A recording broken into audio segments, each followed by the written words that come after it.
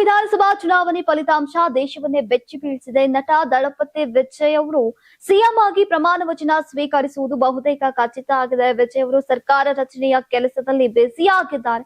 ಎಷ್ಟು ದಿನ ನಟನಾಗಿ ಶೂಟಿಂಗ್ ಸೆಟ್ ನಲ್ಲಿ ವಿಜಯ್ ಬ್ಯುಸಿ ಆಗಿದ್ರು. ಈಗ ಸರ್ಕಾರಿ ಕಚೇರಿಯ ಅಧಿಕಾರಿಗಳ ಭೇಟಿ ಅಂತ ಓಡಾಡ್ತಾ ಇದ್ದಾರೆ.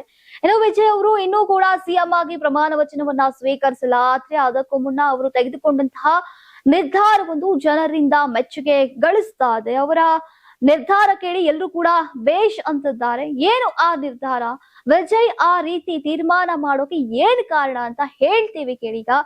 ನಟ ವಿಜಯ್ ಅವರು ಇನ್ನೂ ಸಿಎಂ ಆಗಿಲ್ಲ, ಆದ್ರೆ ಸಿಎಂ ಆಗೋದು ಕನ್ಫರ್ಮ್ ಆಗಿದೆ. ನಟ ವಿಜಯ್ ಅವರಿಗೆ ತಮಿಳುನಾಡು ಸರ್ಕಾರಿ ವಾಹನವನ್ನ ನೀಡಲಾಗತ್ತೆ. ಆದ್ರೆ ವಿಜಯ್ ಅವರು ಖಡಾಖಂಡಿತವಾಗಿಯೂ ಹೇಳಿದ್ದಾರೆ, ನನಗೆ ಈ ಸರ್ಕಾರಿ ವಾಹನ ಬೇಡ, ನನ್ನ ಕಾರ್ಗಳಲ್ಲೇ ಓಡಾಡ್ತೀನಿ ಅಂತ ಹೇಳಿದ್ದಾರೆ.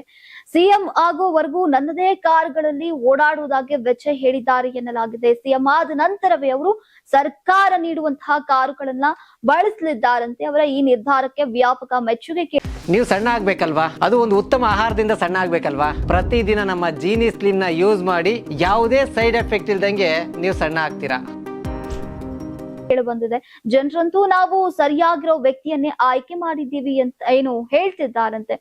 ಇನ್ನು ನಟ ವಿಜಯ್ ಅವರ ಟಿವಿಕೆ ಪಕ್ಷ ಕಾಂಗ್ರೆಸ್ ಜೊತೆ ಕೈ ಜೋಡಿಸಿದೆ. ಕಾಂಗ್ರೆಸ್ ಮೈತ್ರಿಯ ಜೊತೆ ವಿಜಯ್ ತಮಿಳುನಾಡಿನ ಆಡಳಿತ ಚುಕ್ಕಾಣಿ ಹಿಡಿಯೋದಕ್ಕೆ ಸಜ್ಜಾಗಿದ್ದಾರೆ.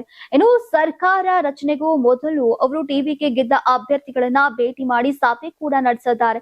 ಈ ನಡುವೆ ಕಾಲಿವುಡ್ ನಟ ಅವರ ತಂದೆ ನಿರ್ಮಾಪಕ RB ಚೌಧರಿ ನಿಧನರಾಗಿದ್ದಾರೆ. ಅವರ ಸಾವಿಗೆ ವಿಜಯ್ ಅವರು ಸಂತಾಪವನ್ನು ವ್ಯಕ್ತಪಡಿಸಿದ್ದಾರೆ.